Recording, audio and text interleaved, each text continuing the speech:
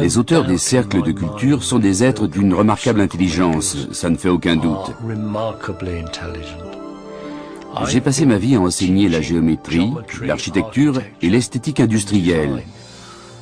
Et je peux dire que les figures qui apparaissent dans les champs relèvent d'une sagesse, d'une intelligence et d'un talent qui dépassent l'imagination. Aucun être humain ne serait capable d'une telle créativité, d'une créativité à chaque fois plus étonnante.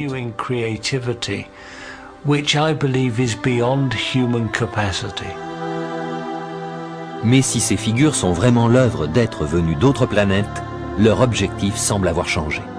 On a toujours cru que ces étranges visiteurs tenaient à passer inaperçus. Aujourd'hui, ils laissent leurs empreintes un peu partout.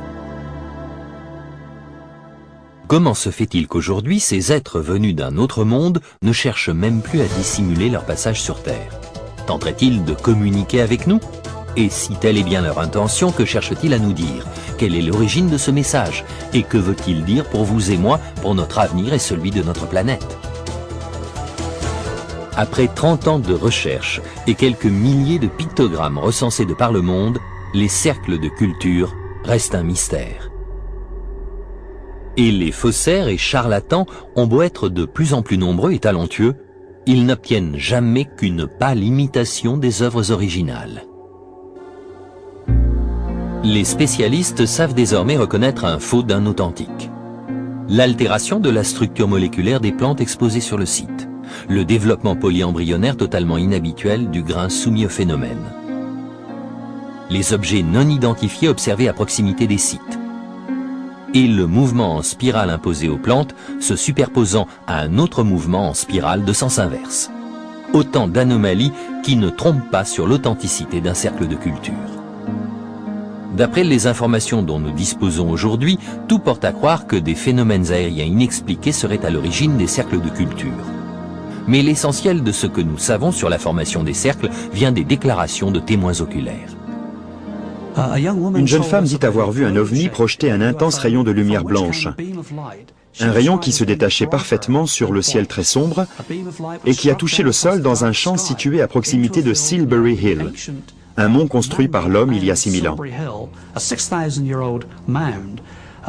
Et le lendemain matin, on a découvert dans ce champ un cercle en forme de croix celtique.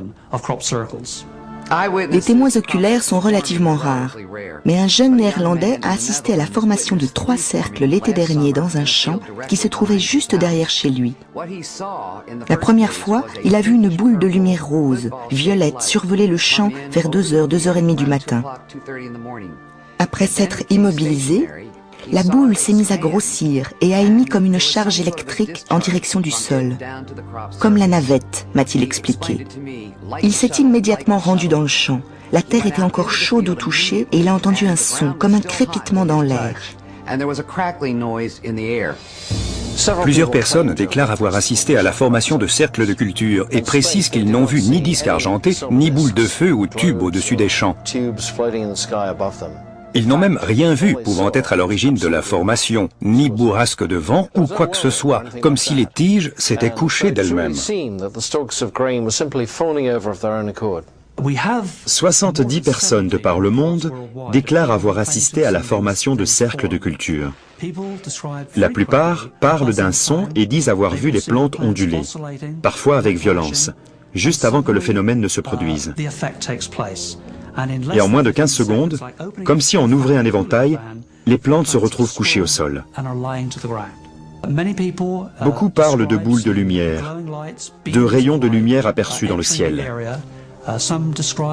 Certains disent même avoir entendu, au moment où la boule entrait dans le champ, une forte explosion, simultanément à la formation du cercle. L'observation de tels phénomènes apparus sans qu'aucune force visible n'en soit la cause, serait-elle de nature à renforcer la thèse des ovnis? Pour quelles raisons laisseraient-ils derrière eux des traces aussi visibles de leur passage pour disparaître aussitôt? C'est pourtant ce que font la plupart des ovnis observés.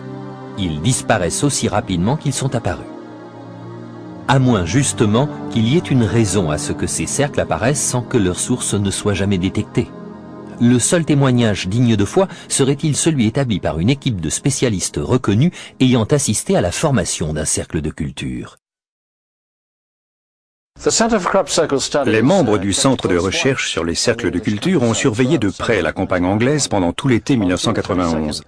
Le 22 juin, 3 de ses membres ont vu apparaître dans le ciel une boule de lumière orangée, dorée, qui se déplaçait à une vitesse vertigineuse.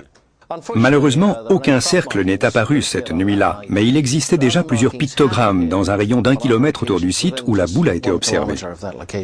Colin Andrews et son équipe ont eu plus de chance. En 1991, nous avons monté une opération de surveillance avec du matériel relativement sophistiqué, comme des radars et des caméras à infrarouge. Nous avions posté des chiens dans une ferme à 2 pas du site, et nous avions même disposé des détecteurs infrarouges tout autour du champ. Bref, aucun être humain ne pouvait pénétrer à l'intérieur de la zone sans que sa présence ne soit immédiatement détectée. Le lendemain, à l'aube, le champ était nimbé de brume. Et au moment où la brume a commencé à se lever, nous avons vu apparaître au milieu du champ, sans qu'aucun de nos équipements n'ait détecté quoi que ce soit, un pictogramme d'une grande complexité. Est-ce là le seul objectif de ces cercles, qu'on puisse les voir? Ou bien renferme-t-il un message adressé à l'humanité? Au fil des années, les cercles de culture sont devenus de plus en plus complexes et symboliques. En fait, beaucoup de gens en parlent aujourd'hui en termes d'agroglyphes, des inscriptions dans les champs. Si les cercles sont de véritables symboles qui ne doivent rien au hasard, la logique voudrait évidemment qu'ils aient un sens. Ce sont des messages extraterrestres. C'est bien une forme de communication. Mais s'il s'agit bien de messages, d'une tentative de communication par le biais des mathématiques ou de l'art, qu'essaie-t-on de nous dire? Existerait-il un moyen de décoder ces messages? Beaucoup de gens pensent que le sens des figures a un lien étroit avec l'endroit où elles apparaissent. En Angleterre, par exemple, la majorité des cercles apparaissent près de Stonehenge ou de Silbury Hill, le plus ancien et le plus grand des monts construits par l'homme en Europe. Et d'ailleurs, l'un des agroglyphes les plus impressionnants jamais découverts est apparu avec son axe pointant directement vers Silbury Hill. Quand on sait que Stonehenge et Silbury Hill ont été construits par les représentants d'une culture très ancienne ayant d'étonnantes connaissances en astronomie, on peut se demander si cette connaissance ne leur a pas été transmise il y a des milliers d'années par ceux qui aujourd'hui forment les agroglyphes dans la région. On peut même se demander s'ils n'essaient pas de nous transmettre de nouvelles connaissances. En étudiant cette figure, le professeur Gerald Hawkins a en effet découvert d'importantes équations mathématiques appartenant à des ratios diatoniques. En 1990, un chercheur de Washington, le professeur Gerald Hawkins, qui travaille dans le domaine des mathématiques pures, s'est aperçu en étudiant les figures dessinées par les cercles de culture qu'il existait une certaine correspondance entre elles. Et il s'est rendu compte, en les examinant de plus près, qu'on pouvait en extraire de nouveaux théorèmes mathématiques, des théorèmes qu'on ne trouve dans aucun traité de mathématiques existant. Non seulement ça, mais il a également découvert un 5e théorème, plus général, dont tous les autres pouvaient être extraits. Et curieusement, peu de temps après sa découverte, un cercle est apparu dans un champ près de Lichfield, une figure qui montrait comment déchiffrer le 5e théorème, comme si les auteurs des cercles suivaient l'évolution de ces recherches.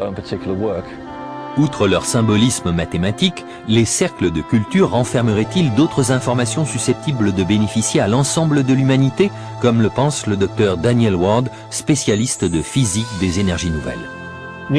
La physique des énergies nouvelles s'intéresse aux technologies susceptibles de nous apporter de l'énergie gratuite, une nouvelle source d'énergie qui n'aurait besoin d'aucun combustible. Et en cherchant à mettre au point des systèmes physiques, nous avons découvert que nous obtenions des résultats bien plus intéressants si nous montions certains de nos circuits en leur appliquant la géométrie des cercles de culture. Les auteurs des cercles de culture chercheraient-ils à nous venir en aide? Si tel était le cas, cela expliquerait que la planète tout entière, et l'Angleterre en particulier, soit devenue l'hôte involontaire de ces forces extraterrestres depuis la nuit des temps. Cela nous permettrait de comprendre une troublante coïncidence. En juin 1991, plusieurs boules de lumière dorée ont été observées dans une région où de nombreuses collines portent encore le nom qu'on leur a donné il y a des centaines d'années, notamment Golden Ball Hill, la colline de la boule dorée. Je suis convaincue qu'il y a une forme d'intelligence derrière ce phénomène, des êtres qui nous font savoir qu'ils sont là par le biais d'un symbolisme universel et multidisciplinaire. À mon avis, ils essaient de communiquer avec nous à l'aide de ces cercles, et non par des moyens plus sophistiqués, afin que tout le monde soit au même niveau, pour que tout le monde reçoive le même message, qu'il s'agisse d'un scientifique ou d'un enfant de 10 ans. Peut-être que quelqu'un essaie d'entrer en contact avec nous depuis très très longtemps, mais que nous ne savons pas comment déchiffrer ce message. Je pense vraiment que les cercles de culture sont des messages, peut-être pas en termes de lettres et de mots, mais des messages adressés à notre inconscient, à une partie de nous-mêmes qui sait que nous ne sommes que l'une des nombreuses races douées d'intelligence qui peuplent l'univers.